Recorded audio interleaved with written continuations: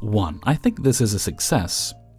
For context, me and my significant other have been together for a little over 4 years, and he is 100% my soulmate. Anyways, we are both pagans living in the Appalachians. It's important info for later, so basically that means we live in the Bible Belt. When me and significant other met, I was underaged, and he wasn't. And no, I wasn't groomed, and I'd really appreciate anyone with negative opinions about that to keep it to themselves. Politely. Anyways, for background info on mother-in-law. She was clinically infertile for many years, and had my significant other when she was around 33. She wasn't the best mom to my significant other, and got divorced to his father when he was young, and vanished off the face of the earth, coming back a few times to try to get what little money they had left to survive, and I'm not exaggerating. Significant other and his father were washing their clothes in buckets, and were barely scraping by. Eventually, she came back and lived somewhat nearby, and significant other and her built a somewhat okay relationship. Fast forward to 2020, he meets me, and we instantly hit it off, and he takes me to meet his mom, which went fairly well, actually. Except, I have a lot of religious trauma, and she kept talking about inviting me to church and overwhelming me with religious talk. At the time, he was religious too, but never talked about it, and same on my part. After meeting her, I talked to him about it and he understood, but little did I know that he would go on to tell her that I didn't like her, which I forgive him because he didn't entirely understand what was normal to say to someone. Even after he said that, everything seemed fine until odd things started happening. She would subtly do small things like invite my significant other places without me, which he never went because he knew it was odd. Or she would invite him and my best friend to come to her house and help clean without me, like, what? And eventually, over time, my significant other became pagan too, and then here comes the absolute shitstorm. Mother-in-law starts accusing me of changing him and posted on Facebook that Satan is attacking her family, and even talked to my best friend about me, saying that I'm not good enough for him. So eventually, me and my darling husband sent a long message saying we're done talking to her due to her toxicity, and explained everything. Fast forward to a month ago. I'm on my father-in-law's computer looking at old messages between him and mother-in-law, and I find the most vile message I've ever read about me. She copy and pasted the message that my significant other and I had sent her and said, "They just sent me this. I hate what that bitch has done to our son. If I were you, I'd make her life a living hell." Anyways, needless to say, I went off on her ass for that and told her to grow up, and that she's manipulative and we won't be coming to her Christmas party or any more after that. She insisted we come pick up our gifts at least, which we did, mostly because my significant other wanted to at least do that. Which of course she got him something expensive that he's been wanting for a long time. She knows we're broke, and I can't get him things like that. And she gets me the ugliest clothes from the thrift store. I'm not exaggerating when I say ugly, but after that, I haven't talked to her since, and I think I'm finally done with her. There's so much more that she's done that I didn't say due to this getting way too long, but I just wanted to get all this off my chest. It's felt like a huge weight has been lifted, and I'm so happy. Any questions or anything is completely fine. 2. My mother-in-law is so rude.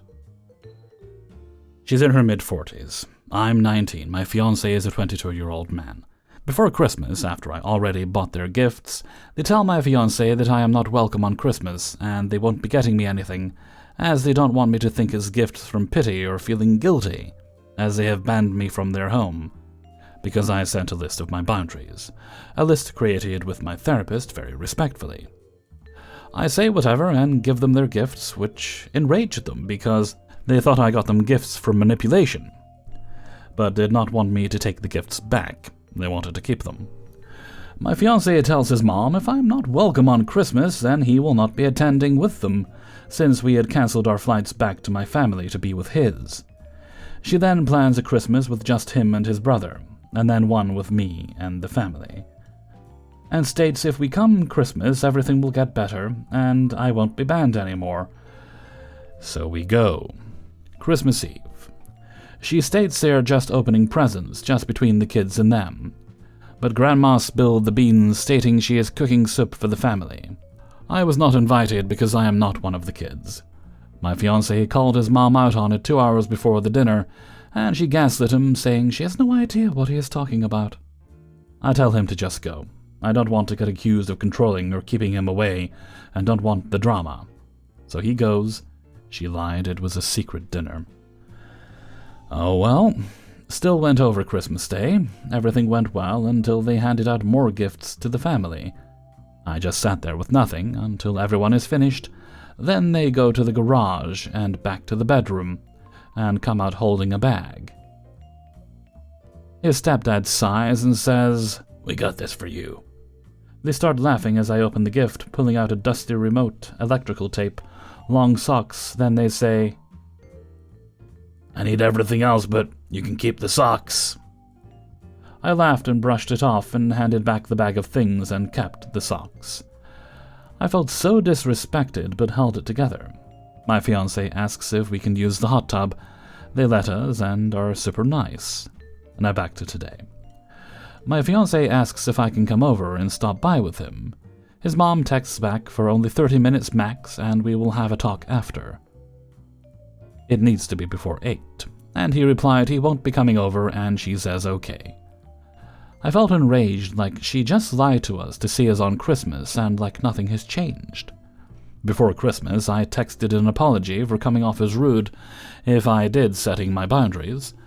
But I have been banned since August 23rd. I want to send her the nastiest message, telling her that she is a liar, she is hurtful and manipulative, and that's why her ex-husband wouldn't take her back, and just be very hurtful because she is awful to me. My fiancé lives at home. We are in the process of getting a house and house hunting, and I am renting. But I just don't even know how to feel. What should I even say? Should I even call her out? Am I the asshole in this situation, if I were to message her rudely, after all she has done to me? It's a lot. I'm sorry. 3. We are living with in-laws until we can move into our new place. My mother-in-law has this really bad habit of talking shit about me to my husband, and also talks shit about my husband to me. It's getting pretty ridiculous and makes her really hard to live with. We have a 1-year-old as well, and she is always acting like the parent. I pretty much shrug everything off because I don't want to deal with the drama. There will be drama if I say anything. So, this is just one isolated thing that has been bugging me for the last few weeks. I am big into antiquing, thrifting, Facebook Marketplace finds. I like to save money where I can and find things that will last. We got a cube organizer for our son's toys off of Facebook for $5. That is basically brand new. We brought it back and cleaned it up, and apparently my mother-in-law was not happy about it. She knew we were getting one, but didn't know it would be used. I guess she later told my husband that she thinks I'm dirty because I buy second-hand things, and that shopping at those places is for poor people. First of all, we are poor. Second of all, I'm not some hoarder bringing trash into the house. I'm very particular and clean things that I bring into the house, but apparently me finding something over $100 cheaper than it would have been new is a problem. She also, a few days ago, crapped on a gift I got for a baby shower in the family because I got it at TJ Maxx. She is so incredibly stuck up, and I'm so tired of it. I feel like I have to hide things I buy because no matter what, the place I buy things from is not up to her standards. This even comes down to what grocery store I shop from. Anyway, I don't know what advice there is. She's just a piece of work, and I'm more leaning towards just waiting it out when we move than saying anything. What would you guys do? Also, yes, my husband defends me and I defend him. It doesn't make a difference. 4. So, my mother-in-law was the one who thought coming around my house to clean up was helpful, even when we asked her not to. She was so upset that she vowed to never do it again. Yippee! So yesterday, my son, 5, told me I was lazy. He had been making comments like this for a while. He had said things like, "Why don't you help Daddy with his jobs and you just sit on the sofa?" Because you like helping Daddy with his jobs. You don't like standing for half an hour outside a supermarket queuing for food, only to find they don't have the exact brand of pizza you eat. So I have to go to another shop and repeat the process. Yesterday I was up hours before him to work from home for 6 hours. By the time he said this, I had been up for 13 hours, cooked, tidied the kitchen, and exercised for nearly 2 hours. I wasn't in the mood to sit on the floor with him. He said that Grandma says I am lazy. I just sit on the sofa and don't do anything. Okay, maybe this is true, but 1, I work in a call center dealing with vulnerable and hostile people. It is mentally exhausting. She thinks it is an easy job because I am sat down chatting to people all day. 2, I am extremely overweight at the moment through PCOS.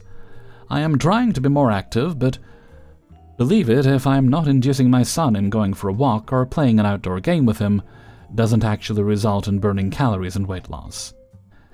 The activities that do make you tired afterwards. I am reluctant to go on a weight loss diet because my depression is linked to a loss in appetite. 3. Son wakes 2 or 3 times a night minimum and only wants me. Being sleep deprived for that length of time takes its toll. Mother-in-law doesn't see that, so it doesn't happen. She also doesn't see the other mothers who appear to be 100% engaged with their children all the time, shut them in their bedroom for 12 hours from 7 p.m. at night, and refuse to go to them. 4. Husband has chronic fatigue syndrome. Spent years calling him lazy until I snapped at her and told her he was ill and to not talk about him that way. 5. I have depression and anxiety. I started showing symptoms at the age of 7, and have learned that I need to be careful not to stress myself out. Yes, I spend a lot of time on my phone, but it quietens down the voices in my head, telling me that I am unlovable, a bad wife and a bad mother. I also try to support others in online forums, because anything involving direct contact stresses me out. If none of the above was true, and I was a lazy person who just sits and plays on my phone, it does not matter. That bitch should not be saying anything in my son's hearing that is negative about me. I sure as hell talk about what a good grandmother she is, which on the whole she is. I tell him he's loved by all his family and why I think they're good for him. I don't think it is unreasonable for her to keep those opinions to herself. Fucking stupid opinionated bitch. 5. There is so much background to this post it would fill a book. But my mother-in-law was given a strict Catholic education by the nuns at her school, and her parents let her know from early on she was a disappointment for being born a girl and dark-haired, but could make up for it by doing chores. Me? My parents sent me, dumped me, at a boarding school at 11. I don't have great social skills and learned them relatively late in life. Even now, the only person I can spend time with and not have my energy drained by is my husband. Even then, I need plenty of alone time to recharge. So boarding school was a form of hell for me. Years before I left at 18, I was washing and ironing my own clothes, buying my own replacement uniform, buying toiletries, tampons, etc. out of my allowance, and even traveled internationally by myself. However, I still needed 5 p.m. curfew at the school, couldn't cross a road by myself, and couldn't take a painkiller without supervision. It was a crazy mix of expecting you to cope with some things years before you should, and being treated like a silly little girl who couldn't be trusted with anything. The rules seemed to be particularly influenced by women who didn't know or care about me or my priorities. I can carry on with specific details, but I already spent an hour doing it only to accidentally delete it. Just trust me on this. The upshot of that is that I love my privacy and my safe places, where I can be exactly how I want to be. I am not the best housewife, partly because it isn't important to me, and also because overly clean and regimented environments take me back to school. It is a trigger for my anxiety and depression, and I still have recurring nightmares about it. In particular, if I feel undervalued or that I'm not being listened to. A few years back, the in-laws moved to our street when father-in-law, R.I.P., was diagnosed as terminally ill. We have keys to each other's homes, and for the most part, it works well. We do a lot of emotional and practical support, including free childcare, and so changing that is not an option. But she has decided that I need her to be my housekeeper. Now, I am not a great housewife, partly by my own nature, and partly because overly clean and tidy homes represent being back at boarding school, as I said. But I am happy with what I do. So is my husband, and he is the one that matters. And when I do things, I like them to be done my way. I hate strong chemicals and cleaning products, because I am overly sensitive to the smells, and also because they pollute the environment. I get around this by doing things differently. Mother-in-law is the stronger the chemical, the better it must be kind of person. She puts outdoor shoes on the kitchen counter, then uses bleach to clean the countertop.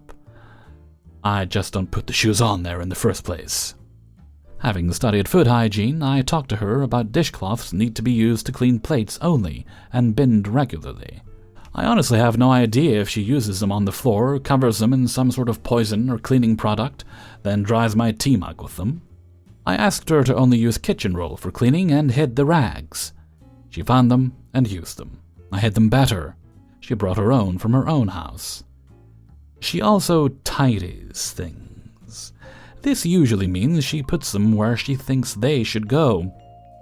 I nearly missed paying a credit card bill because she didn't think it should be left out.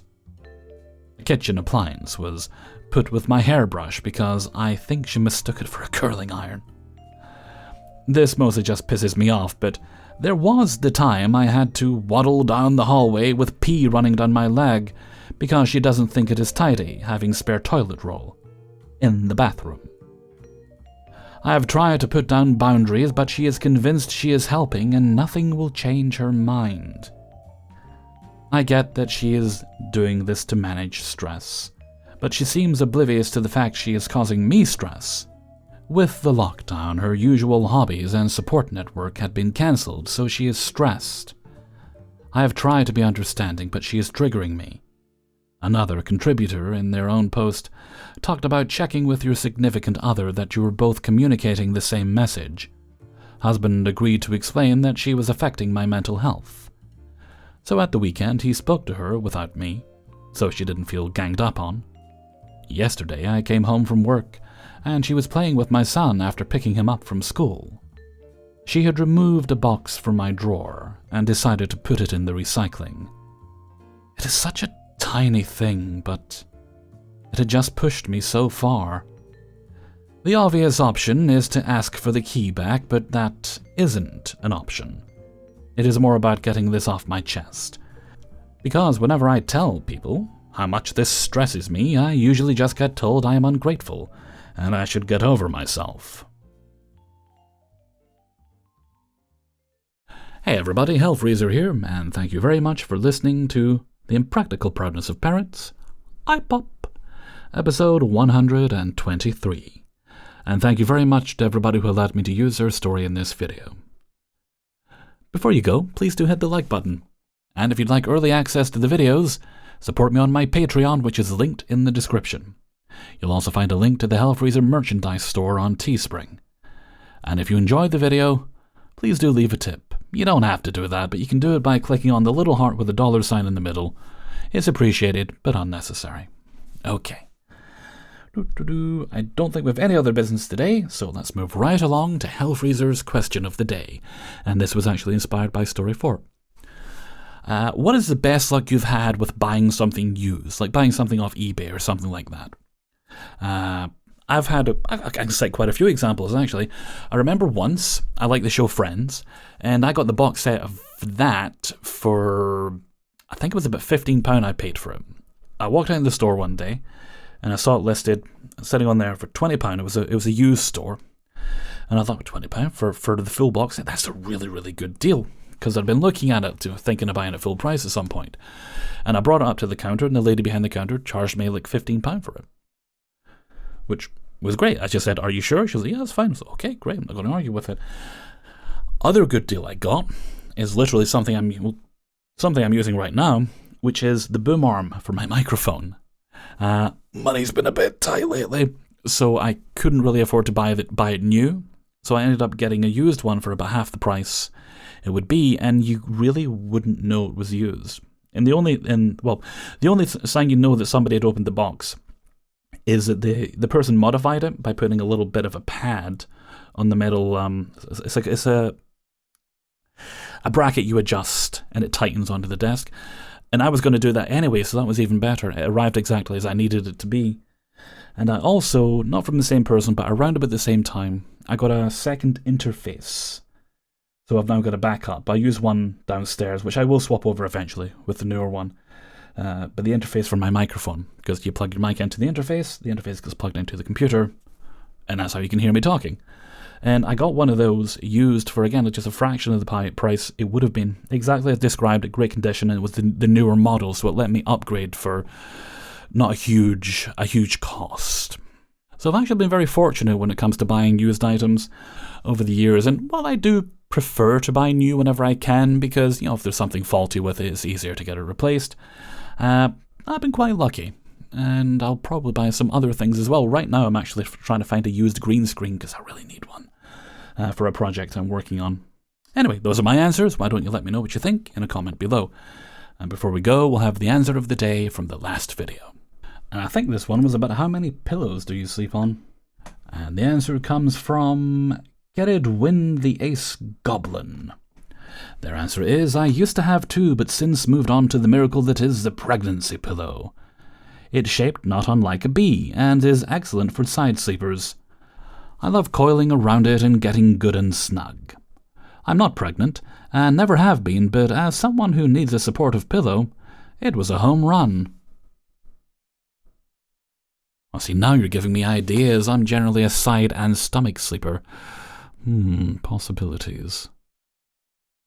Okay, and with that, I'm gonna head off for now. So until next time, thank you very much for listening, and take very good care of yourselves.